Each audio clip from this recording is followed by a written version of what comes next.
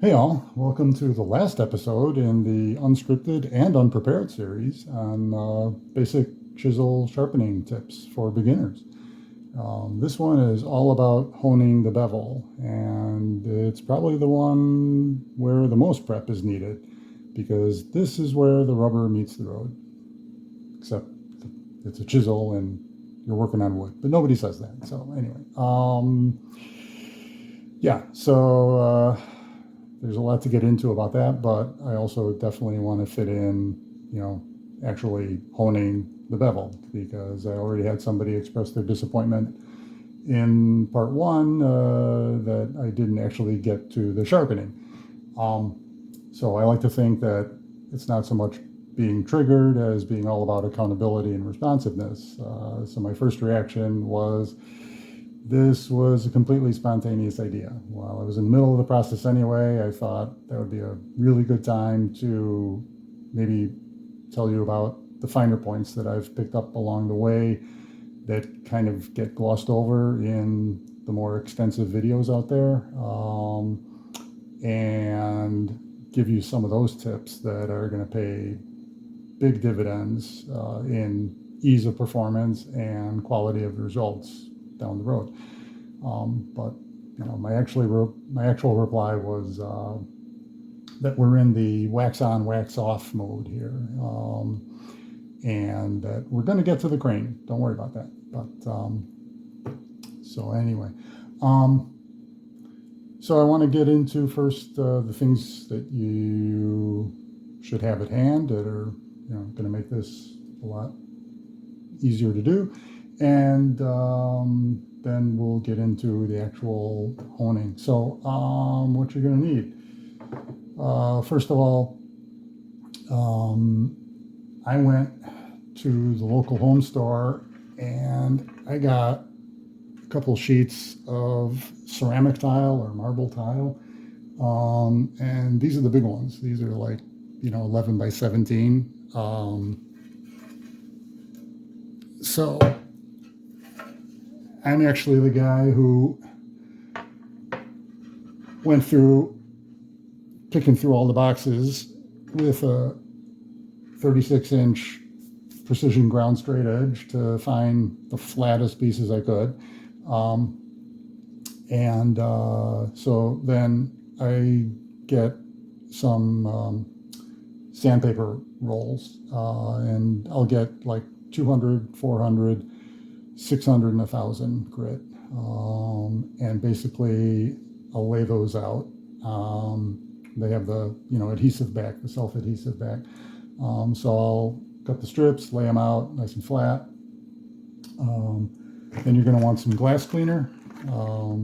Basically, that's to create sort of a lubricant to build up slurry when you're removing material, and that sort of mix of the sandpaper grit and the metal shavings is gonna make like I said, like a slurry that abrades and wears down the surface. And you're gonna want to have your highest grade sharpening stone. This is a 6,000. I'd say minimum you should use is 1,000 grade. So you'll want to have that handy and ready to go. You're going to want to have a soft lead pencil. You're going to want to have some kind of ruler, or I use basically a carpenter square marked in millimeters. So millimeters, centimeters. It's going to be really handy to have some sort of a direct light source. So like a bench or desk light, or I usually use like my phone flashlight, except I'm using the phone to video this.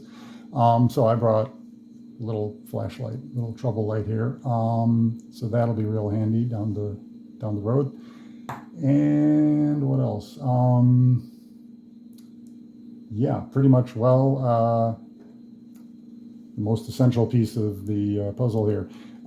So this is a honing guide. This one, what's it called? It's the Robert Larson honing guide. So yeah, there's no real tricks here. I just go with what works. So this guide is what's going to hold the chisel with the bevel at the right angle as you're running it along your sandpaper, right? You could try just doing it by hand, of course. You can, kind of find the surface of the bezel by rocking the chisel up and down until you feel where it's flat. But holding that consistently at that angle across the draw is going to get to be pretty tricky. And then you're going to end up with, basically a rolled edge here, and that's not good. You could try making a jig, but I spend a ton of time making a ton of jigs as it is. And, at some point you just want to start doing the work and getting it done. So, it was about 10 years ago that I bought this. I don't know what they're up to now. I can't imagine it's more than like $30, maybe. But, you can easily look them up. Honing guide, chisel honing guide. And you can use it for plane irons on the top part, or in this case, you can do the chisel in the channels underneath. So you can see where there's slots here that guide the chisel and hold the shoulder, the beveled shoulder, and then you're basically cinching it up, tightening it up against both sides. And I usually just do it about finger tight until I get the right adjustment. And then you can come in with a screwdriver and you can, really kind of tighten it down so it's going to hold throughout the sharpening. So we'll talk about that in a minute.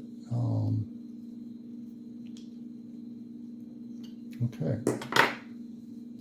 All right. So first thing I'll do is same as when we leveled our sharpening stones. I'll use that same idea of drawing the pattern of lines so I can gauge my progress and my evenness of my surface. So that's the same thing I want to do here. But of course, on the bevel face, you don't have that much space. So, you really only need one row of lines. So I'll just go across and just draw diagonal lines.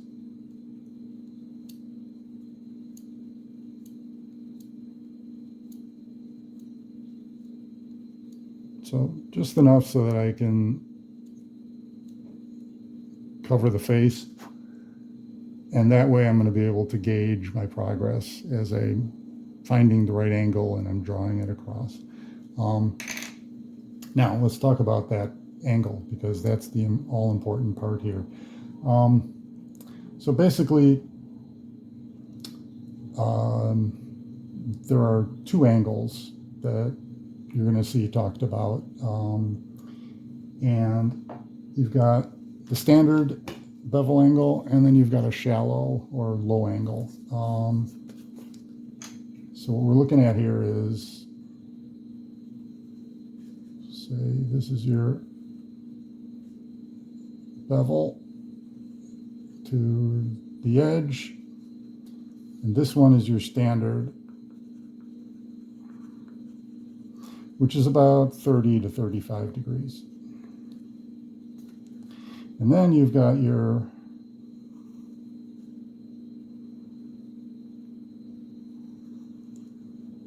shallow or low level, low angle, yeah. So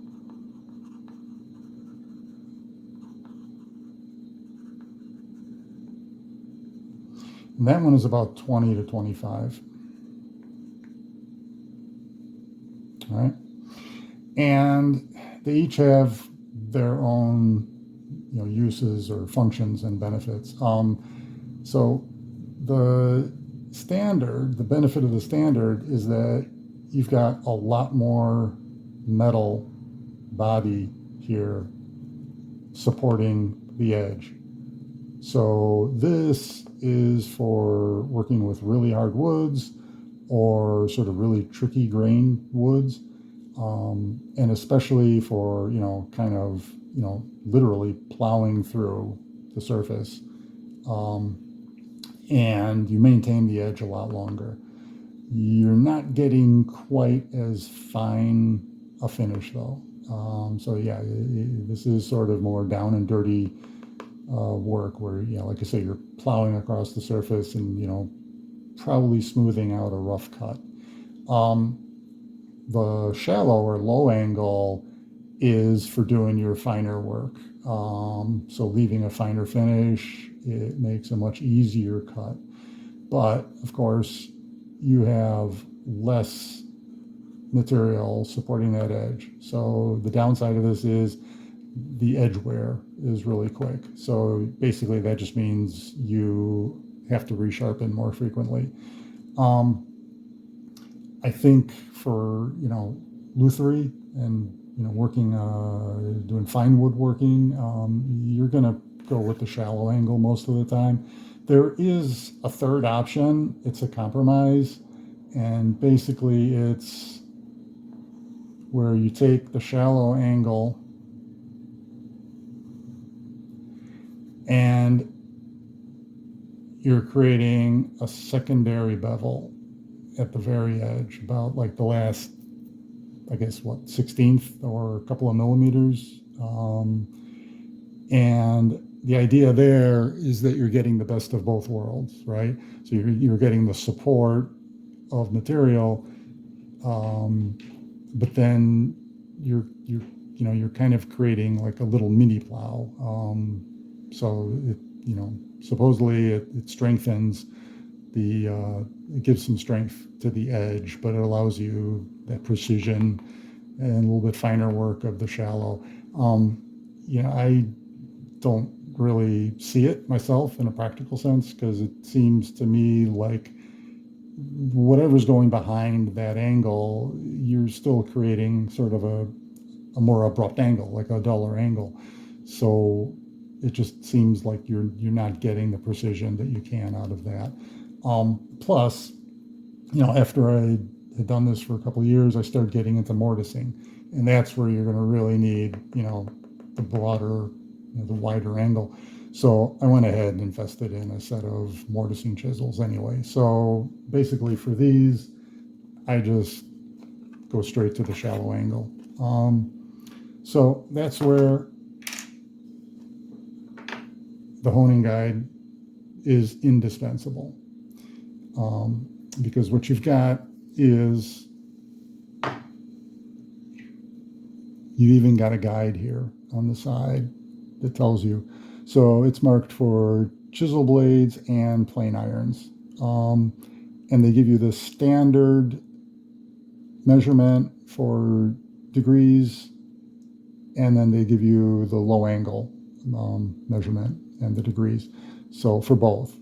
So what they're talking about in the measurement is the distance from the front edge of the guide to the edge of the blade. So, like we said, you want to take and get your chisel into the guide channels there, and then we can slide it. And this is where you want to come in with your ruler or square and just put it up against the edge like that, and now I can see where I'm at. So for a shallow angle, they're saying 40 millimeters for 25 degrees. Now, it doesn't have to be precisely 25 degrees. It might be, I don't think I've ever gotten, even my best quality chisels, I don't think I've ever gotten them from the manufacturer with that precise of an angle. It actually always seems to be shallower. So it's going to be, like it could be 27, it could be 24.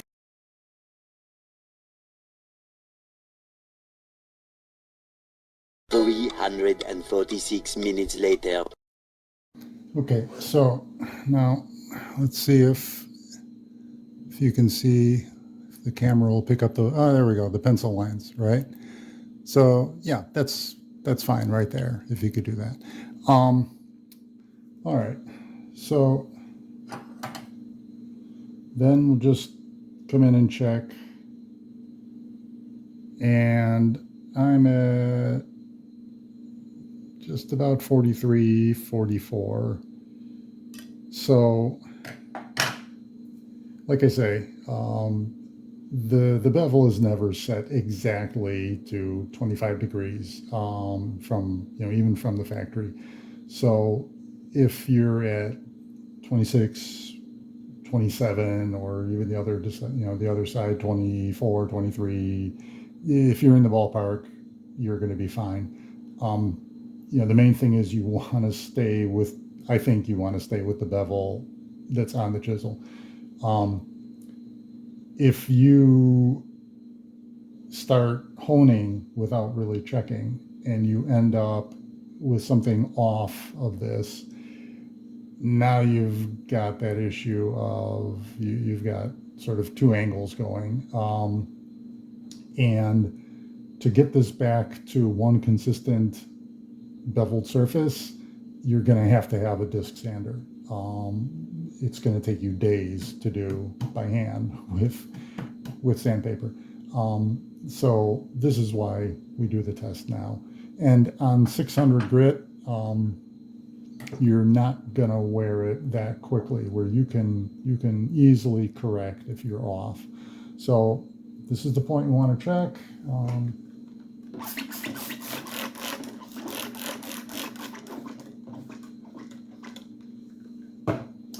And yeah, I almost forgot to mention, that's also the point of having a light handy. So what you can do with, if you have a bench light or desk light, or, like I said, use your phone flashlight, or in this case, I'll just use this. What you can do is lay the bevel down against your surface, and then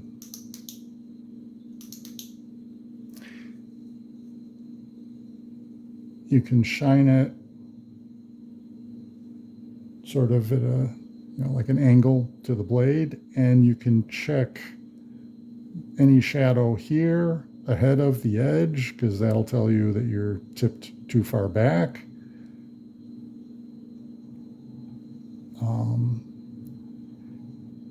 Now it can be tricky when you have a chisel that has beveled shoulders, because then your actual edge bevel is hidden from your view, so that can be really tricky.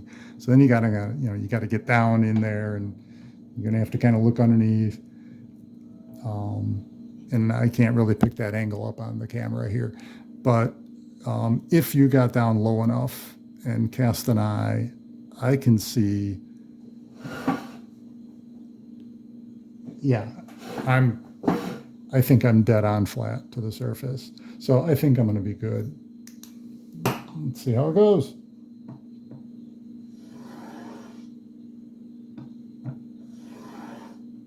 So here, I'm not really pressing down, I'm not really, kind of putting some force. I'm just holding the bevel against the tile, just consistently, just enough to keep it in contact. And I'm just letting the roller do its thing, and the sandpaper.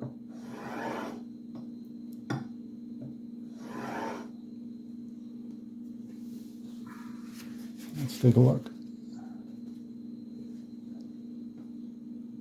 Yep, nice and clean and consistent. So yeah, we nailed it. And you might get lucky. It's not really luck, right? If you've done your work, you should see the result. But if you don't, you're a little bit off. Like I said, it's easy to correct at this point with the finer grits. So, you know what? I actually haven't done this with these chisels because they're relatively newer. But this is a good time if you've got a Sharpie. You could just go ahead and mark, like a little register there. So the next time you don't have to go through all this measuring and everything, right? You could just line it up and it's going to be the same. So I can just go ahead and mark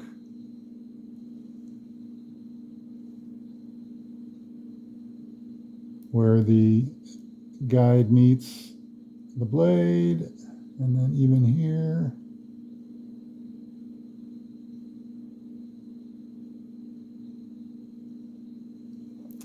And the next time it'll be a lot easier to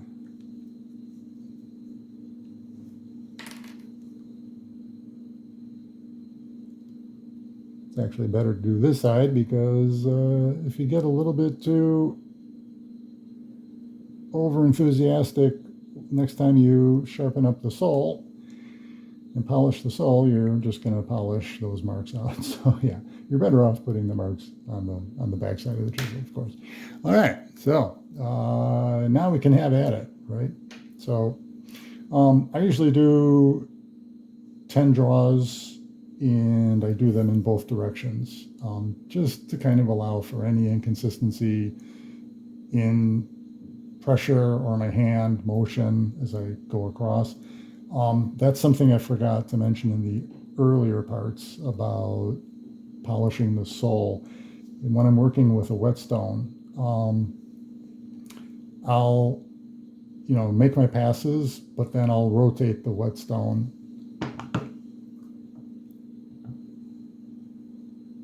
and run it over on the other side as well. And that's for the benefit of, again, just consistency on the sole, but especially also on your stone surface. That way you're wearing the stone surface evenly. If you're always working on the same side, of course, you're going to end up,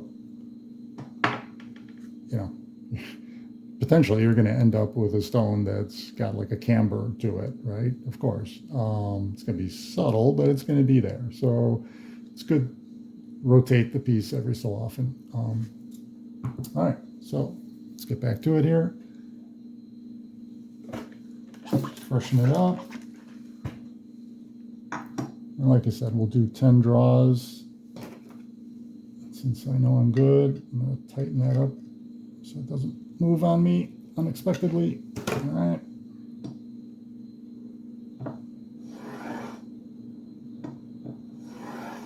And make sure to use the entire width of the paper, of course, so I'm always on a fresh part.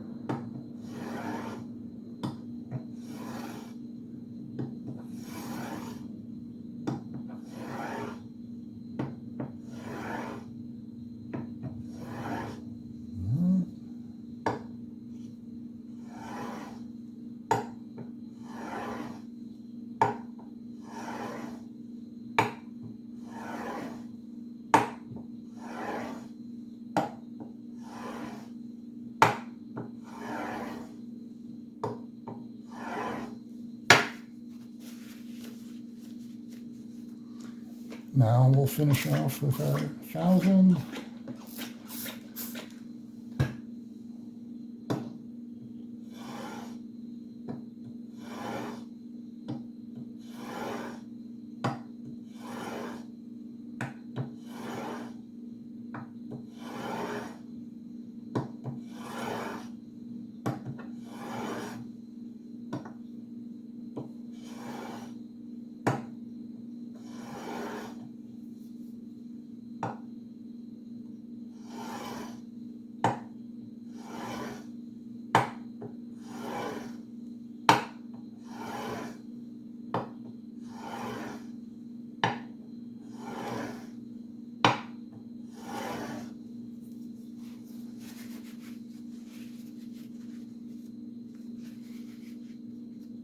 Okay.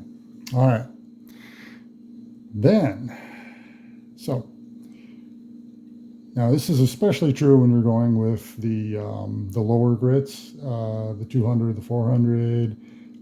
You're really wearing off, metal here from the bevel.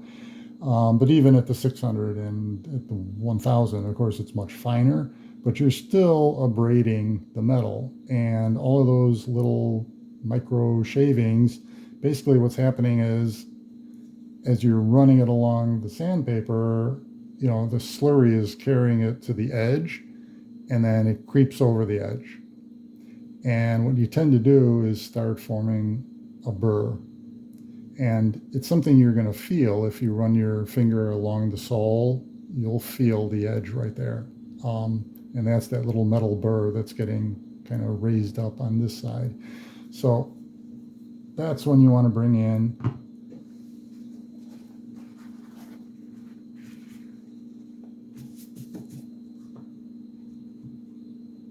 your sharpening stone and just wet it a little bit. And then you can lay the sole flat. And again, I'm kind of using that same technique where I rest and I camber it until I'm flat and flush to the surface. And then just give it like half a dozen strokes or so across the surface.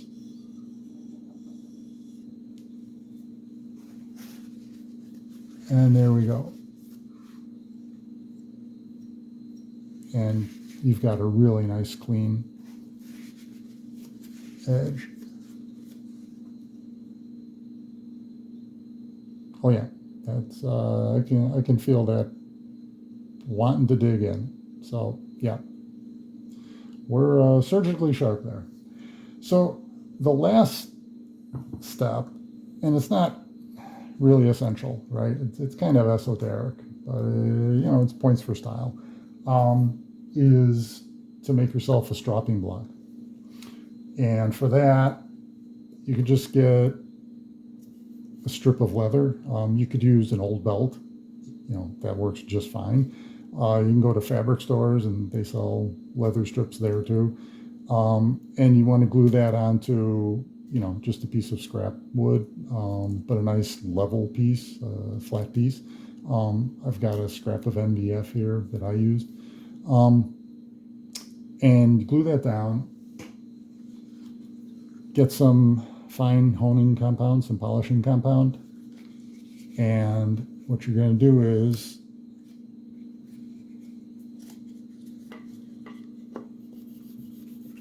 you just rub that and coat the leather. So just get a good coating all over it.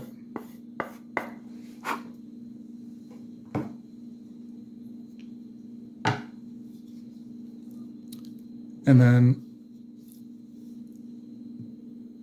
you can run same way. Just run your bevel across that a few times.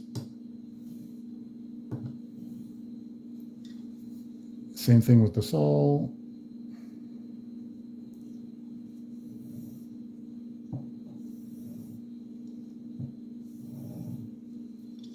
And that just gives you, like I say, kind of a nice, final, super polished, clean chisel. So there you go. Like I say, we're surgically sharp, ready to roll.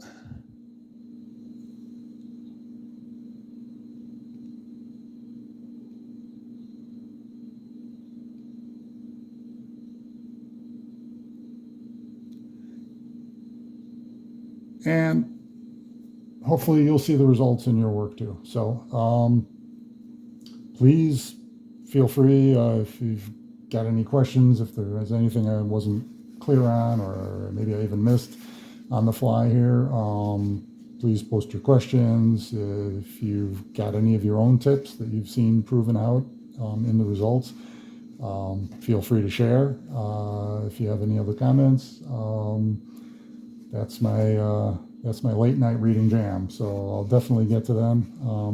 I don't always get notifications seems like in a timely manner. So I might not always know, but I do always check in a couple of weeks after I've posted a video just to see if there's anyone out there who's, needing something. So feel free to drop a note, and I'll get back to it as soon as I can. And yeah, good luck.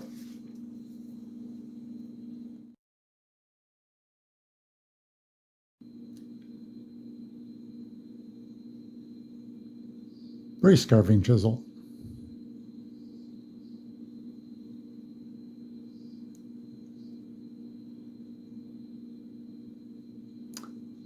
Good luck with that.